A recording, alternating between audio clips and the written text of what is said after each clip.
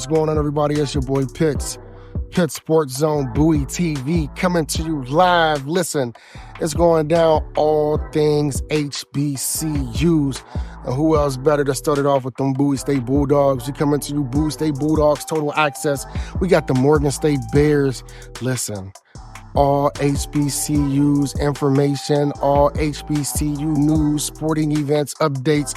You get it live here with Pitt Sports Zone, Bowie TV, Comcast Channel 77, Verizon Channel 11 is going down. Don't you miss a beat.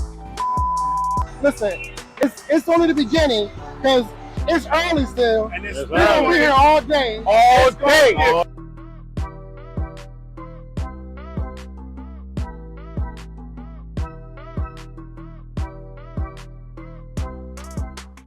What's going on, everybody? What's going on? I already know what it is. It's your boy Pitts. Pitts and Push Sports Talk Radio, Pitt Sports Zone, Bowie TV, coming to you. This is another special one. Before we get into the guests, I want to give a shout out to Staples. Staples is one of the sponsors for Pitt Sports Zone, Pitts and Push Sports Talk Radio. Thank you for all your print needs. If you need the prints, the posters, graduation time is coming up. You know, you want to go and get them big banners and them head face. Listen, Staples get you covered, and also shout out to Smart Water. Listen. Nemo, Washington, my God, what's up? What's up, man? How you doing, bro? I'm good, man. It's good to see you again, boss. It's good to be on, man. It's an honor, it's a privilege, man. You know, happy to be on the show. Definitely a fan, so I appreciate this, man. So thank you, Bro. Like when I talk about, you know, when you sit back and you just watch the trajectory of one's career, and you know, the humble, you know, just being humble with it as well. Like it speaks volumes of who you are, right? And before we get into it, because you know you are a returning guest, so I want to do something different. Didn't really do this the first time. Just want to give an icebreaker so you know individuals can you know get to know you a little bit better. Also, shout out to my sister Joy. You know, Joe. Yeah, Couldn't be without sister. Shout out to sis. Absolutely, man. She holds it down. She a real one. Let's get Read Simple Connection. Y'all know if you know, you know. Yes, sir. So listen, bro. Give me. I already know this answer. I'm pretty sure everybody that knows because you're from the DMV. What is your Who is your favorite NFL football team? Ooh, actually, you might not know this one. So. Ooh. Because I was born in Atlanta. Okay. I was born in Atlanta, so I'm a Falcon fan. I was born there, but I was raised here. I was only there for 8 years, but Atlanta always stuck in. I was during the Vic era, so seeing him, it was like if I was here, it probably been the Ravens though, because Lamar. Yeah. But everyone actually gets shocked by that because they don't know that part. But my first 8 years of life was actually in Atlanta, so Falcons. Okay. Give me your favorite place to visit or that you visited or a dream destination you would like to go. Oh, favorite place to visit, Houston, by far. Okay. I love Houston. So, I mean, Houston's fun. I'll just say that. I recommend everyone to go. And then you got to go down there. And then place, I like LA too, but place that I probably would want to go. Believe it or not, I'm not big on out the country. My wife Joey is. Like we've been out the country, but I'm not like super big on that. Right. It's not a place, but I'm pretty sure y'all see it on Instagram. Some people be posting stuff and it be like people like in a like a little high rise or something. And it's like the water's falling. I like to go something like that. So I don't know if that's a place. I don't know what it's called, but I would do something like that. But I'm not big on out the country. But Houston, love it. Right. Okay. All right. Let's look my mama on the show. Hey, mama. How you doing? All right. And lastly, you're a quarterback. Mm-hmm. You know, I ain't gonna throw no shade, you know, to shooting around because I'm a Largo Lion. You know, but what player influenced you growing up that made you want to play QB? Or that made you want to play football in general? Oh, okay. Made me want to play quarterback? That was easy. Michael Vick. Okay. Now my favorite athlete growing up, two people, Deion Sanders and then Julio Jones. Deion because of the swagger, how he was, like how he carried himself, played two sports. I like something I like. Julio Jones was just my favorite receiver growing up. How he was quiet, but he still had a dog about him. And then Mike Vick, like I said, I grew up in Atlanta, and so he, it was easy to gravitate towards that just because he was a guy I looked up to in the area I was born in, and then it just stuck with me. But Deion and Julio, my favorite athletes of all time. Oh, and Kobe Bryant. Let's get it. Okay. So Julio, oh wow, I can dig that. Those are two GOATs. Yeah, hands down. Yeah. Let's go. Okay, so before we get into it, shout out to Larry, Bowie State alum, Bowie State quarterback.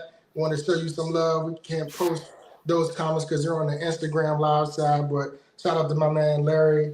Then also Coach Q Dog, Jamal Carter. Happy belated birthday, man. That's my guy. Happy belated birthday. That's my guy, man. We always go back and forth on Instagram. He's a good dude, man. Yeah, Pop. His son's at Morgan now and whatnot, so I can't wait for that one. Yeah, I can't listen. There's some games I got circled that I can't wait for myself. You know what's funny? Huh? You know what's funny? What? Me and him, we got the same family, which is crazy because my family in Georgia. Okay. His cousins, those were like my peoples. The church, Mount Moriah, but they were like, we were close. Like we were like, I think I got to check with my people, but I mean, he said, "Hey man, you know my cousins." I'm like, I think those are my peoples and stuff. So, so y'all might be kinfolk. We might be. I got to find out and stuff. So.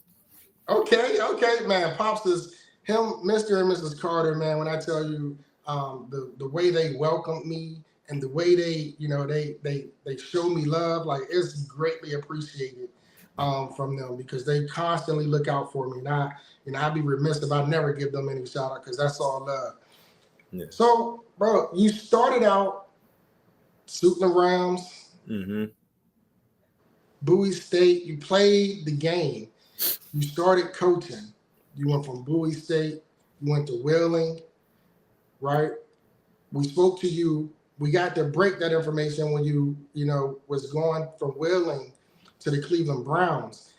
Before we get into your new position and your new journey at Del State, and we can kind of pivot and let's just talk about that journey with the Cleveland Browns and some of the things that you gained and learned while being able to be a part of the NFL culture. Man, it was a great experience. I mean, talk about the best of the best from a player standpoint, the best of the best from a coach's standpoint. The knowledge that I soaked up there was second to none. I took so much from it, and it was funny because I would say one of the highest of making NFL playoffs, and then obviously we weren't that good last year, right? But I learned so much throughout, like especially my first year going in. I think I came in, I was like in awe a little bit, and to be transparent, I feel like that first month I kind of struggled just to acclimate myself where I was kind of like deferring a lot, which I should, but I was learning a lot of information, but I was like kind of like, where I feel like I could have offered some stuff. And it took Slump Mitchell and then our head coach, Kevin Stefanski, said, "Hey, you're here for a reason, don't be in awe. Like, let's, show your worth. That's the reason why we hired you." And I appreciate them for saying that. And that helped me settle in. And I felt like, I grew every week. And seeing us make the playoffs, learned a lot from so many guys. I got to mention this guy, Ashton Grant. That was my guy. He was the offensive assistant, an assistant in the quarterback room.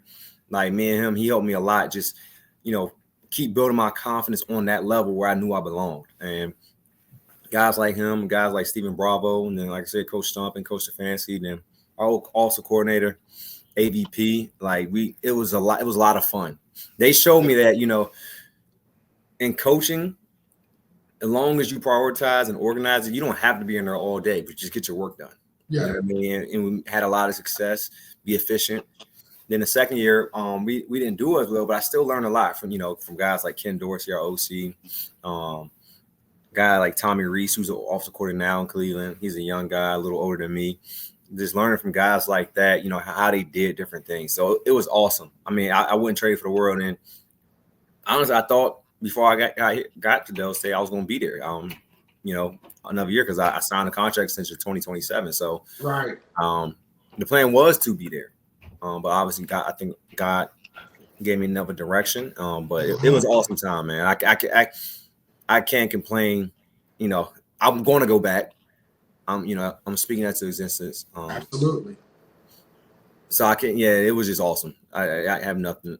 And I seen the interview you did when you talked a little bit about signing that extension with the Cleveland Browns, and then that journey and going to Del State. I want to touch on that, but we'll touch on that just a little bit later. I want to kind of dig a little bit more into like the culture when you go from a college campus and when you go from a college experience to an NFL culture, to an NFL campus, the training camps, the OTAs, etc.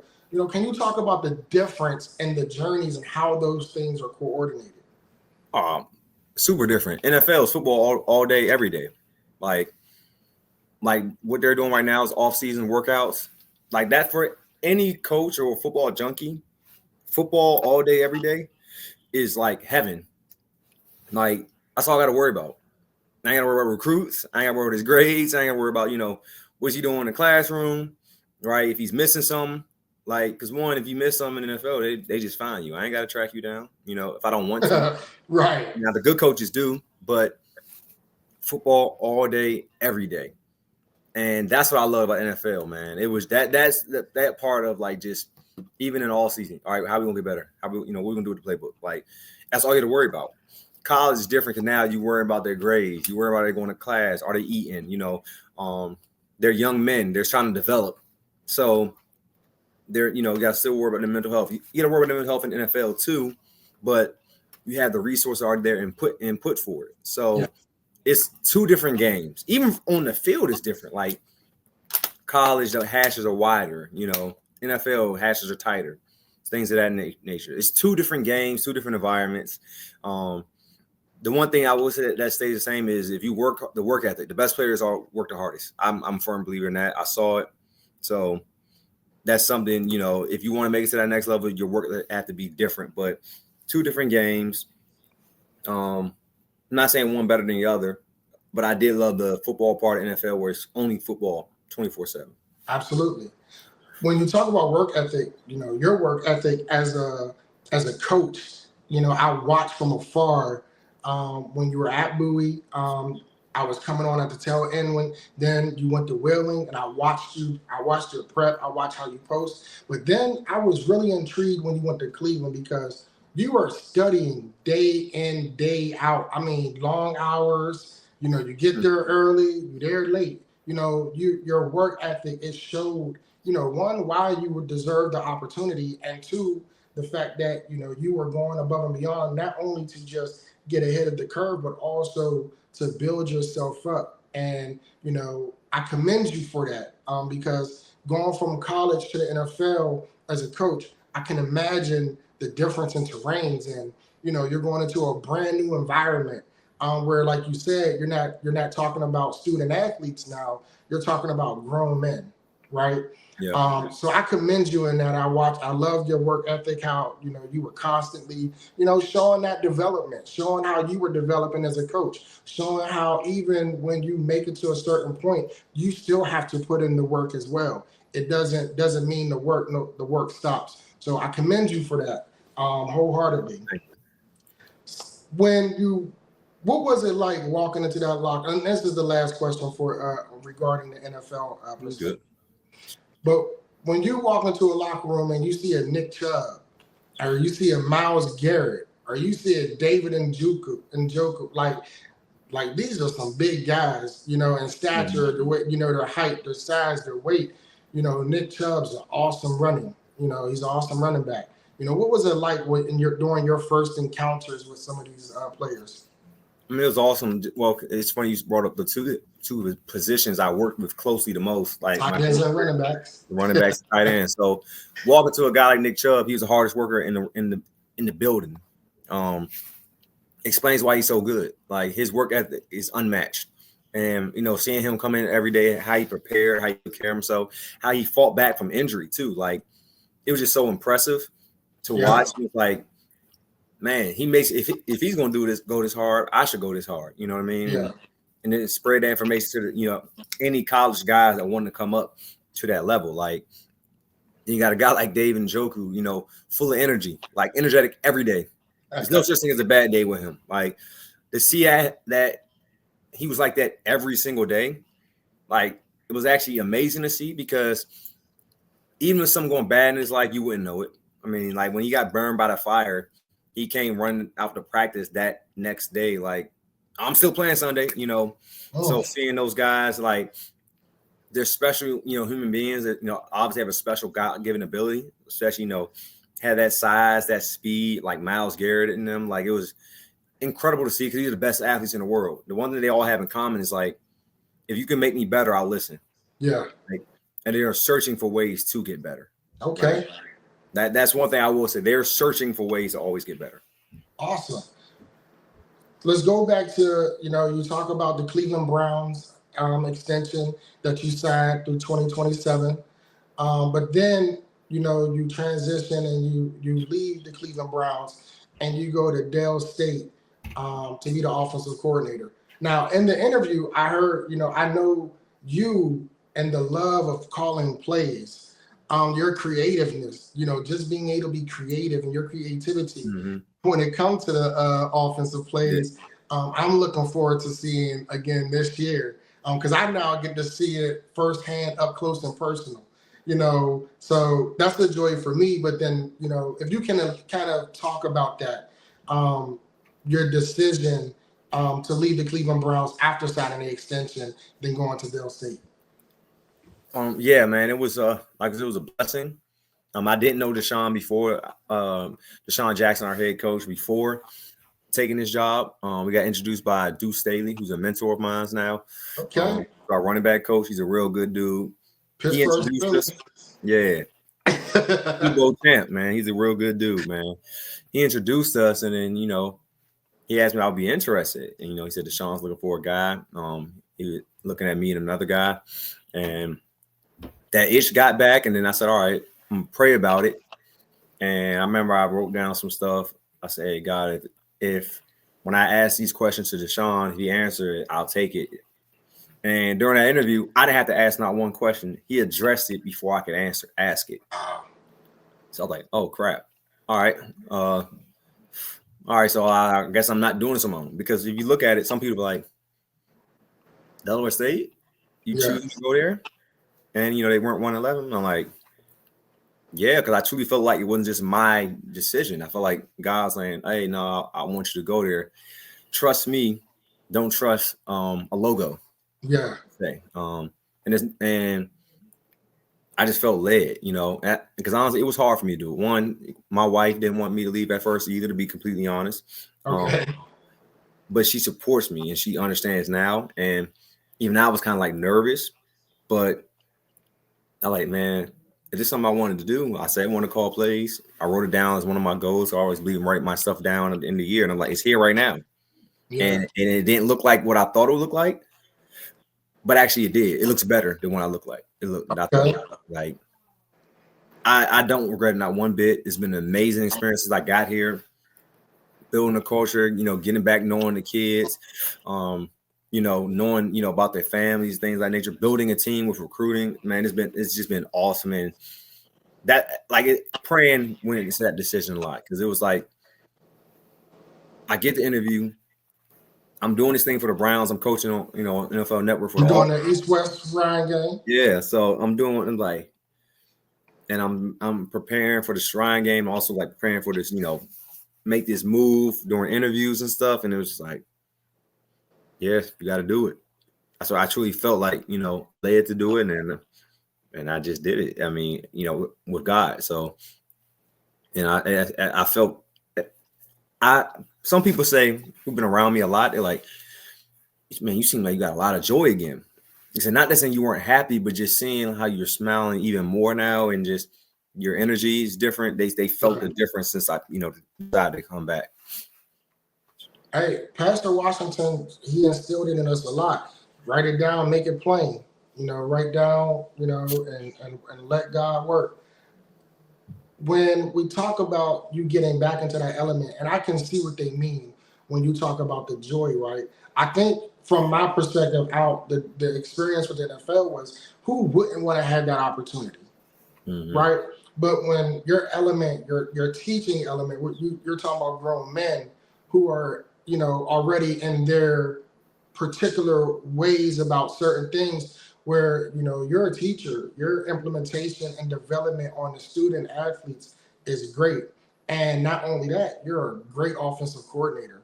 So it goes hand in hand because you get to teach, instruct, you get to bring some of a wealth of the knowledge and the things that you've seen done at the NFL level, and you get to implement that if choose to, and also help construct your student athletes, not only on the college playing field, but also giving them that hindsight of what it would look like or what the need would be to get to that next level. Yeah, for sure.